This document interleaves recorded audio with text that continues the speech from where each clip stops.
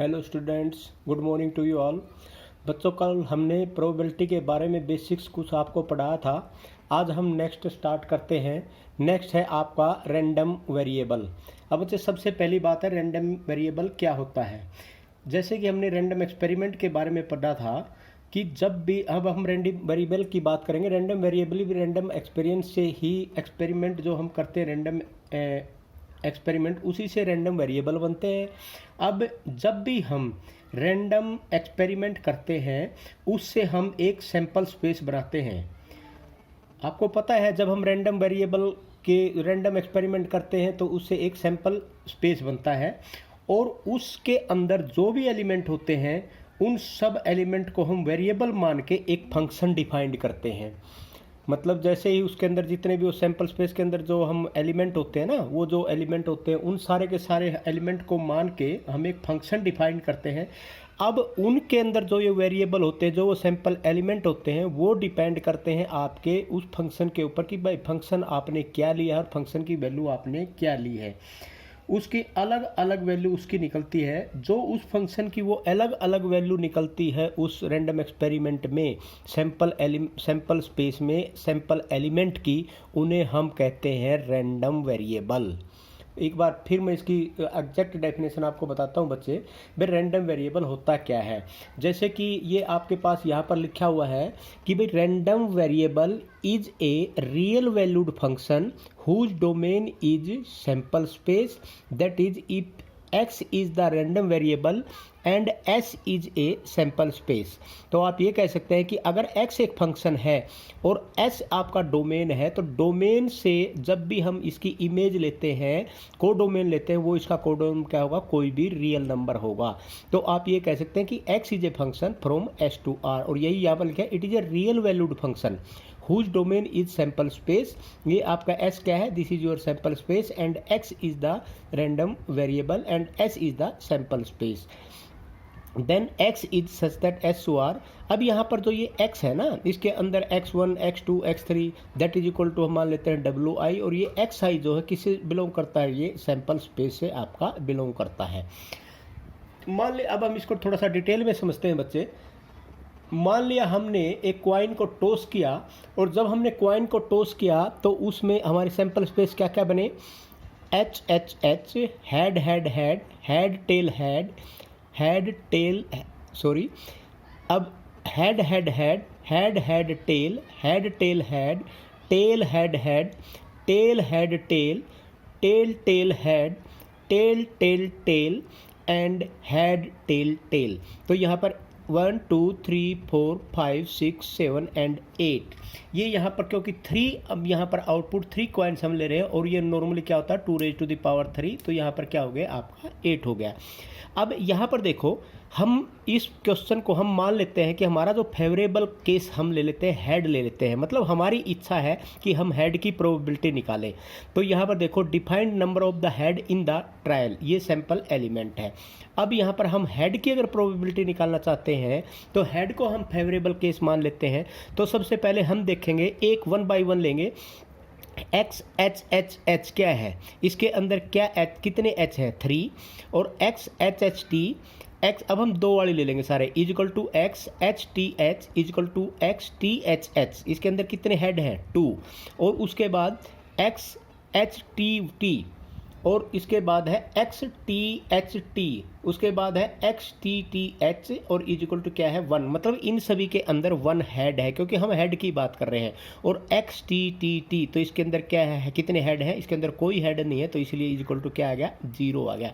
अब बच्चे यहाँ पर आप एक चीज़ देखो, हमने देखा 3 हेड आए, 2 हेड आए, 1 हेड आए और 0 हेड आए। जो ये 0 1 2 एंड 3 ये आए हैं, तो इसको हम बोलते हैं, ये आपके हैं रैंडम वेरिएबल। इसको दूसरे तरीके से हम ऐसे समझ सकते हैं, X is equal to 1, X X is equal to X is equal to 0, X is equal to 1, X is equal to 2, ये एक्स इज इक्वल टू 3, ये जो एक्स है इसको तो हम बोलते हैं रैंडम वेरिएबल, और ये जो चीज़ अंदर है ये इसके क्या है, पार्ट्स है, एलिमेंट्स है। तो अब यहाँ पर आप एक चीज़ देखो कि भाई इसके अंदर एक तो 0 वाले आगे, 1 वाले आगे, 2 वाले आगे और 3 वाले आगे। तो ये आपके 0, 1, 2 एंड 3 ये आपके क्या हो गए, this is your random variable. एक और ऐसा ही हम एग्जांपल लेते हैं। मान लिया हमारे पास 2 वाइट बॉल्स है और एक रेड बॉल्स है, तो फिर हम यहाँ से हमने प्रोबेबिलिटी निकालनी है कि रैंडम वेरिएबल इसका बनाना है हमने रेड बॉल का। मतलब रेड बॉल का रैंडम वेरिएबल कैसे बन सकता है अब मैं आपको ये बताऊंगा। तो यहाँ पर हम मान लेते हैं कि जो आपकी वाइट बॉल है वो 2 वाइट बॉल है तो W1 W2 मान लेते हैं। रेड वाइट बॉल एक ही है तो उसको हम R मान लेते हैं। अब हमारा सैंपल स्पेस क्या बन सकता है, तो इसके अंदर जो हमारा ये सैंपल स्पेस है, इसमें जो सैंपल स्पेस, अब हम एक चीज़ देखो यहाँ पर, मान लिया हमने वहाँ से कोई एक बॉल उठाई, मान लिया कहीं हमने एक बॉल उठाई, तो फिर हमने उस बॉल को उठाया, उसमें से उठाया और उसको देखा वो कौन सी बॉल है। उसके बाद फिर हमने दूसरी बॉल उठाई। जब हम दूसरी बॉल उठाते हैं, उससे उठाने से पहले हमने पहले वाली बॉल को वापस उसके अंदर डाल दिया, तो इसका मतलब इसके ऊपर कोई इफेक्ट नहीं पड़ेगा पहले वाली बॉल को। तो इसे बोलते हैं इंडिपेंडेंट इवेंट। मान लिया हमने एक बॉल उठाई, उठा के हमने देखा कौन सी बॉल है, फिर उसको वापस डाल दिया, फिर हमने दूसरी बॉल उठाई, तो ऐसे में हमारा सैंपल स्पेस क्या बनेगा। और ये जो दोनों बॉल उठाने को जो हम कहते हैं, इसको मिला के जो एक एलिमेंट बनता है उसको बोलते हैं फिर ट्रायल। जैसे हमने पहले एक बॉल उठाई, वो आ गई W1, दूसरी बॉल उठाई वो भी W1 आ गई। फिर हमने क्या किया, जैसे एक बॉल उठाई थी W1 हमने वापस उसके अंदर डाली, फिर दूसरी बॉल उठाई वो भी W1 आ गई। अब हमने क्या किया, एक बॉल उठाई W1 आ गई, दूसरी बॉल W2 भी आ सकती है। अब पहली बॉल W1 आ जाए और दूसरी बॉल W2 आ जाए, ये भी हो सकता है।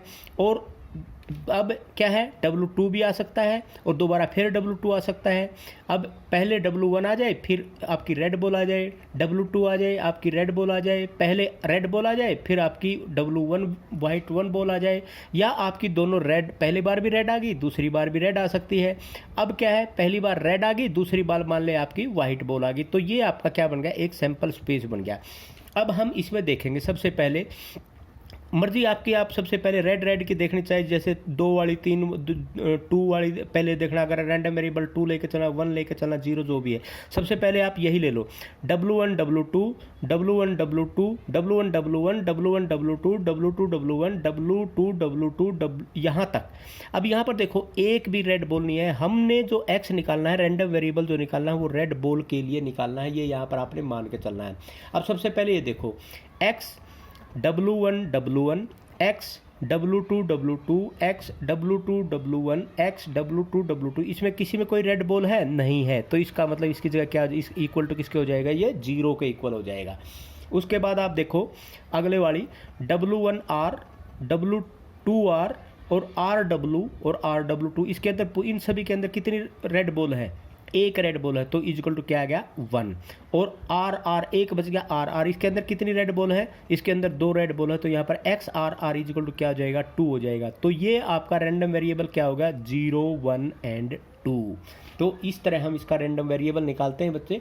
तो रैंडम वेरिएबल अब क्या है, रैंडम वेरिएबल कितने प्रकार के होते हैं, रैंडम वेरिएबल आपके 2 प्रकार के होते हैं, 2 टाइप्स रैंडम वेरिएबल होते हैं।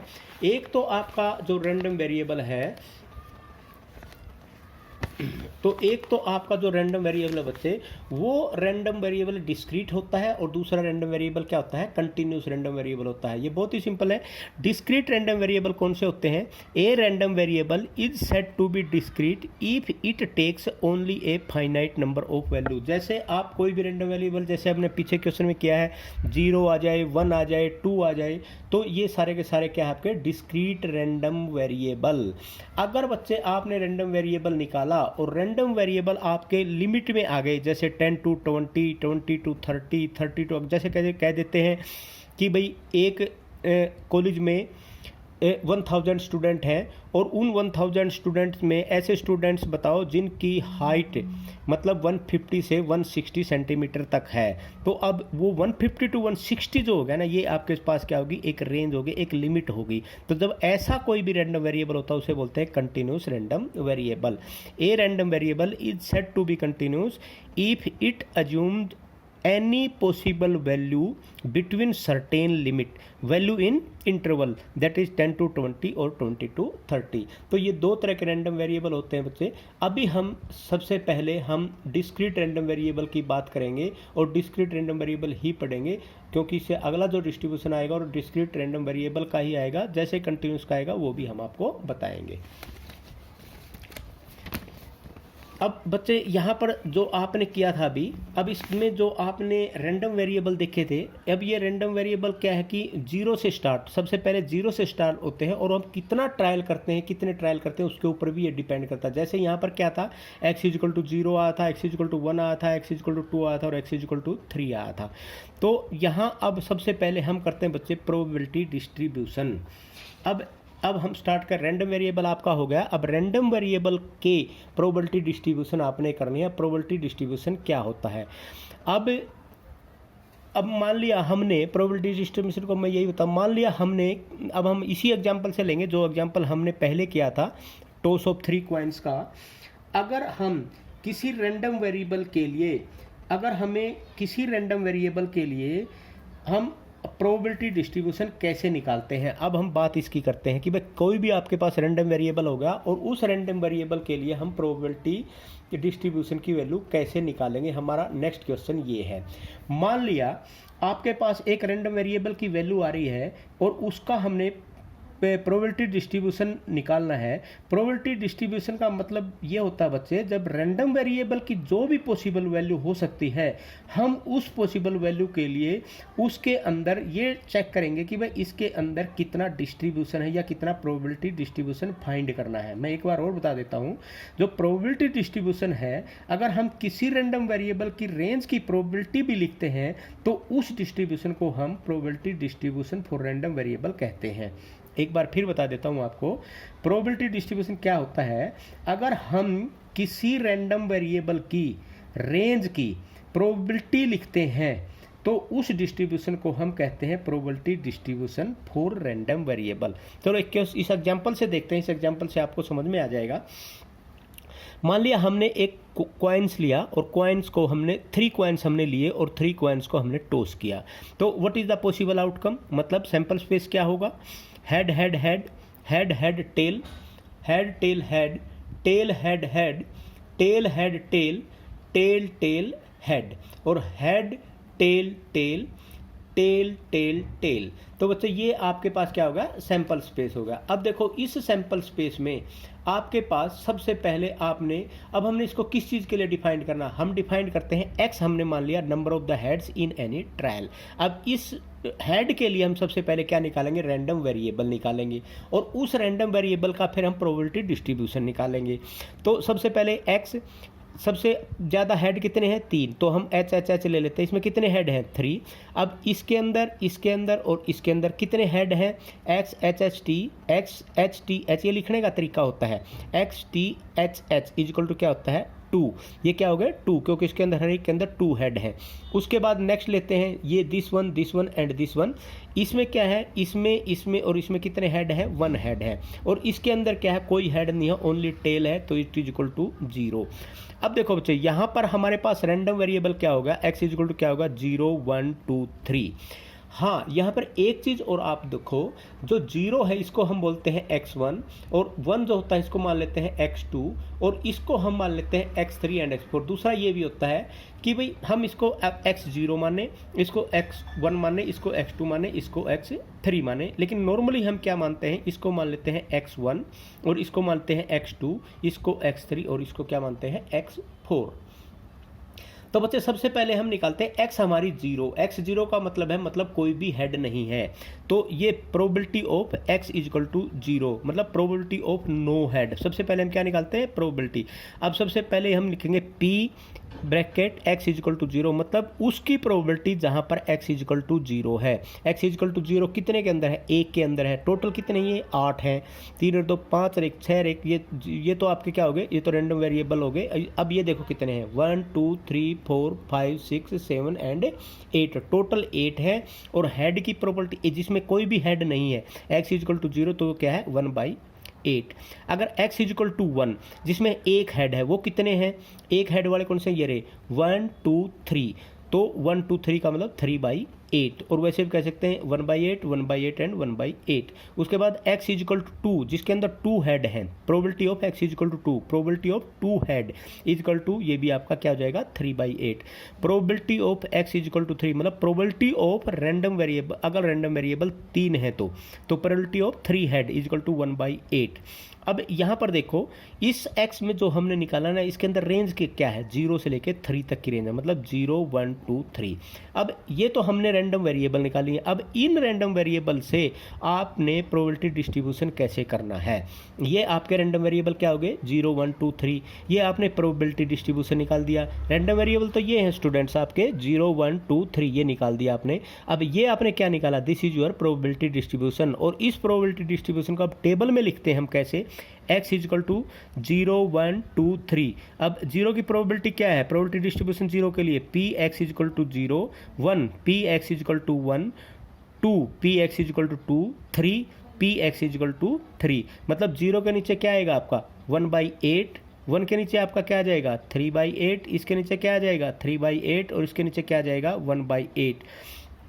अब यहाँ पर अगर हम रैंडम वेरिएबल की, जो भी रैंडम वेरिएबल है, अगर हम इस रैंडम वेरिएबल की रेंज की प्रोबेबिलिटी भी लिखते हैं तो इसे प्रोबेबिलिटी डिस्ट्रीब्यूशन कहते हैं। ये चीज़ होगी ना जो, अब अगर हम इस रैंडम वेरिएबल की, जो हमने क्या रेंज की प्रोबेबिलिटी लिखते हैं, रेंज तो इसकी 0 से 3 होगी, अगर इस रेंज की प्रोबेबिलिटी हम लिखते हैं तो इसे बोलते हैं प्रोबेबिलिटी डिस्ट्रीब्यूशन। और ये हमने यहाँ लिख दी, तो ये आपका क्या होगा? प्रोबेबिलिटी डिस्ट्रीब्यूशन हो गया।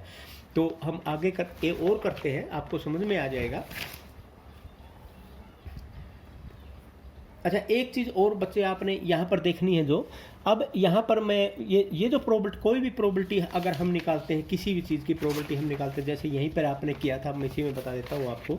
जैसे ये प्रोबेबिलिटी आपने निकालती, ये इन सारी प्रोबेबिलिटी जो ये निकाली है ना आपने प्रोबेबिलिटी डिस्ट्रीब्यूशन, इस प्रोबेबिलिटी डिस्ट्रीब्यूशन का जो भी सम आएगा, इसका इसका इसका और इसका, जब हम इन सभी को ऐड करेंगे तो ये इसका ऐड हमेशा that is always equal to 1, ये 1 के बराबर होगा।